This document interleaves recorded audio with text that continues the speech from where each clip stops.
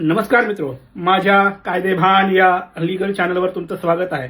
तर आजच्या व्हिडिओचा विषय आहे सिव्हिल सूट. जेव्हा तुम्ही दाखल करता त्याच्यात दाखल करताना दाव्यात किती कागद असतात, त्याला एक्झिबिट निशाणी जे निशाणी पडतात ते काय असतात, किती असतात, पुढे काय काय टप्प्यातून दावा जातो आणि सिव्हिल सूटमध्ये काय महत्त्वाच्या गोष्टी सोडवू नये या अनुषंगाने आपण माहिती बघूया.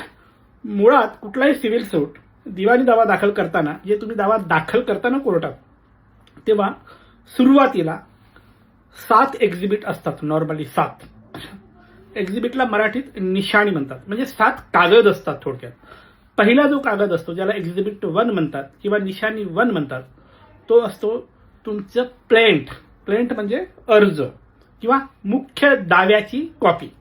त्याला निशाणी 1 किंवा एक्झिबिट 1 म्हणतात. एक्झिबिट 2 जे आहे निशाणी 2, हा वकालतनामा असतो. Exhibit 3 LOD list of document. या लिस्ट ऑफ डॉक्युमेंटमध्ये जे काही तुमच्या दाव्याच्या अनुषंगाने कागदपत्र आहेत, 10, 15, 20, 25, 100, 150 जे काय आहेत ते सगळे या LODला लावतात. निशाणी 3. निशाणी 4 जे आहे एक्झिबिट 4, हे वादी आणि प्रतिवादी या दोघांच्याही पत्त्याचा पुरसीच असतो. दोघांचे पत्ते त्या कागदात लिहिले असतात. आता निशाणी 5 जो आहे हा काही काही दाव्यात नसतो, पण नॉर्मली सगळ्या दाव्यामध्ये दिसतं आपल्याला. निशाणी 5 एक्झिबिट 5 हा इंटरिम रिलीफसाठीचा अर्ज असतो. एक्झिबिट 5. आता अर्ज संपले. आता निशाणी 6 आणि 7 जे आहेत ना, हे ॲफिडेव्हिट असतात. 6 नंबरचा जो कागद आहे निशाणी 6, हा निशाणी 5च्या सत्यतेबद्दल दिलेला ॲफिडेव्हिट असतं. आणि निशाणी 7 जे आहे एक्झिबिट 1च्या सत्यतेबद्दल दिलेलं ॲफिडेव्हिट असतं. असे 7 कागद एकत्र करून तुम्ही सूट दाखल करता, दावा दाखल करता. तर एकदा दावा दाखल झाला की आता स्टेजेस चालू होतात. स्टेज काय असतं? सगळ्यात पहिले हा दावा सुनावणीसाठी येतो कोर्टामध्ये. त्याच्यावर तुम्हाला पहिल्या तारखेला आर्ग्युमेंट करावं लागतं. इश्यू नोटीससाठी आर्ग्युमेंट करावं लागतं. इश्यू नोटीससाठी आर्ग्युमेंट केला तर इश्यू नोटीसचे ऑर्डर होतात. याला इश्यू नोटीसचे आदेश म्हणतात. हे आदेश झाले की मग समन्स आणि नोटीस काढल्या जातात आणि सगळ्या प्रतिवादींना पाठवल्या जातात बेलीफच्या थ्रू. तर ही झाली पहिली स्टेज. इश्यू नोटीस झाले आणि बेलीफच्या थ्रू सगळ्यांना नोटीस किंवा समन्स गेले. ही पहिली स्टेज झाली. याच्यानंतरची जी स्टेज आहे, नोटीस प्राप्त झाल्यापासून 90 दिवसाचा कालावधी दिला जातो प्रतिवादींना त्यांचं म्हणणं दाखल करण्यासाठी. त्याला म्हणतात त्यांचा WS किंवा रिप्लाय दाखल करण्यासाठी. एकदा त्यांचं म्हणणं आलं की मग तुमचा निशाणी 5चा जो अर्ज आहे तो आर्ग्युमेंटसाठी येतो. निशाणी 5चा अर्ज आर्ग्युमेंटसाठी आला की जो काही तुम्ही इंटरिम रिलीफ मागितला त्याच्यावर तुम्ही आर्ग्युमेंट करायचा. प्रतिवादीचे वकील ते आर्ग्युमेंट करतात आणि मग हा जो निशाणी 5चा अर्ज आहे हा ऑर्डरसाठी ठेवतात. त्याच दिवशी ऑर्डर होतं किंवा बरेचदा नंतरच्या डेटला ऑर्डरसाठी ठेवलं जातं. आता हे आमचं दुर्दैव आहे. ही नंतरची डेट जी आहे ही कधी कधी 3-3, 4-4 वर्षांनंतर येते निशाणी 5च्या आर्ग्युमेंटला. हे खूप दुर्दैवाची गोष्ट आहे, पण होतं असं. ही स्टेज आहे. तर निशाणी 5चा आर्ग्युमेंट म्हणजे इंटरिम रिलीफच्या अर्जावर आर्ग्युमेंट झालं, नेक्स्ट डेटला ते ऑर्डरसाठी ठेवतात. बऱ्यापैकी जज लोक 1-2-3 महिन्याच्या आत या निशाणी 5च्या अर्जावर ऑर्डर करतात. एकदा हे निशाणी 5चं अर्जावर ऑर्डर झालं की मग आता नेक्स्ट स्टेज जी आहे ती आहे इश्यू फ्रेमची. जज साहेब आहेत, पूर्ण दावा वाचतात आणि कुठले कुठले इश्यू, कुठले कुठले मुद्दे या दाव्यात पुराव्यासाठी, चर्चेसाठी घेतले पाहिजे त्याची एक फ्रेमिंग करतात आणि ते मुद्दे काढतात आणि एक ऑर्डर लिहितात आणि ते मुद्दे हे काढले आहेत अशी कॉपी प्रिंट करून त्या दाव्यात लावतात. हे करताना जर वादीच्या किंवा प्रतिवादीच्या वकिलाला असं वाटलं की अमुक मुद्दा रिमूव्ह करावा किंवा काही मुद्दे ऍडिशनल घ्यावे असं जर वाटलं तर ते जजला सजेस्ट करू शकतात, तिथे सांगू शकतात आणि आपले मुद्दे, वाढीव मुद्दे घालायला लावू शकतात. एकदा ही मुद्द्याची स्टेज झाली, इश्यूची स्टेज झाली की स्टेज चालू होते पुराव्याची. पुरावा आधी वादीचा पुरावा होतो. वादीचा पुरावा होतो म्हणजे काय? वादीनी पुराव्याचं एक ॲफिडेव्हिट द्यायचं पहिलं, आणि दुसरं जे काही डॉक्युमेंट्स आहेत जे LOD मध्ये लावले ना निशाणी 3 मध्ये, एक्झिबिट 3 मध्ये, त्या सगळ्या डॉक्युमेंटचे ओरिजिनल कॉपीज पुराव्याच्या डॉक्युमेंटसोबत जोडायचे असतात. ओरिजिनल कॉपी लावलं तरच त्याला पुराव्याला ग्राह्य धरलं जातं, अदरवाईज धरल्या जात नाही. त्यामुळे पुराव्याचं अफिडेव्हिट आणि पुराव्याचे कागदपत्र ओरिजिनल शक्यतो लावायचे किंवा मग सर्टिफाईड कॉपी, ट्रू कॉपी वगैरे असेल ते लावायचे. याच्या व्यतिरिक्त पुराव्यामध्ये ॲफिडेव्हिट आणि डॉक्युमेंटच्या व्यतिरिक्त समजा कोणी तुमचा साक्षीदार असेल तर मग त्याचं पण ॲफिडेव्हिट आणि त्या अनुषंगाने काही असेल तर ते लावायचं. हे सगळं झालं तर याला म्हणतात वादीचा चीफ असं म्हणतात. वादीचा चीफ झाला की हे चीफ करताना प्रतिवादीचा वकील क्रॉस करत असतो या सगळ्या डॉक्युमेंटना. म्हणजे वादीचा चीफ चालतो तेव्हा प्रतिवादीचा वकील क्रॉस करतो आणि चीफ मधले पुरावे, जे साक्षीदार आहेत, कागदपत्र आहेत ते कसे खोटे आहेत हे खोडून काढण्याचं काम क्रॉसच्या द्वारे प्रतिवादीचा वकील चालवत असतो.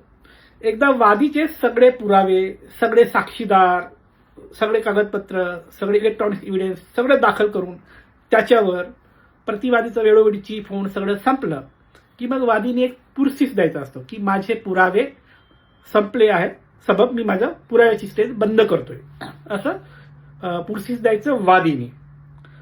वादीचं हे झालं की मग प्रतिवादीचा चीफ चालू होतो. मग प्रतिवादी आपलं ॲफिडेव्हिट, आपले कागदपत्र, आपले साक्षीदार, आपले बयान देणारे ह्या सगळ्यांचं दाखल करतो, ज्याला आता वादीचा वकील क्रॉस करत असतो. तर प्रतिवादीचं सगळं संपलं की मग तो पण पुरसीस देतो की माझे पुरावे संपले, स्टेज संपली, मी तसा पुरसीस देतो म्हणून तो क्लोज करतोय. म्हणजे वादीचा पुरावा संपला, प्रतिवादीचा संपला, म्हणजे पुराव्याची स्टेज संपली. आता पुराव्याची स्टेज संपली की मग हा दावा जातो आता फायनल आर्ग्युमेंटच्या स्टेजला. मग फायनल आर्ग्युमेंटला वादी प्रतिवादी दोघांचे वकील आमने सामने उभं राहून आर्ग्युमेंट करतात किंवा काही केसेसमध्ये वादीचा वकील आधी आपला आर्ग्युमेंट करून जातो, दुसऱ्या 1-2 तारखेनंतर प्रतिवादीचा वकील होऊन आर्ग्युमेंट करून जातो आणि मग दोघांची आर्ग्युमेंट झाले की मग फायनल ऑर्डरसाठी लागते आणि ऑर्डर होते. अशी ही कंप्लीट सायकल असते सिव्हिल सूटची. आता याच्यात गोंधळ काय होतो सांगतो. हे जे आता तुम्हाला सांगितलं ना याला म्हणतात ट्रायल. बरेच लोक काय करतात, ही ट्रायल आहे ना खूप हलक्यामध्ये घेतात आणि दाव्यामध्ये महत्वाचे काही पॉइंट लिहत नाही किंवा महत्वाचे कागदपत्र पुराव्यामध्ये दाखल करत नाही आणि केस हारतात. मग अपीलमध्ये जातात. अपीलमध्ये गेल्यानंतर अपीलमध्ये अपिलेट कोर्टात जा, डिस्ट्रिक्टमध्ये जा किंवा हायकोर्टात जा किंवा तुम्ही सुप्रीम कोर्टात जा, कुठेही जा, एक रूल आहे.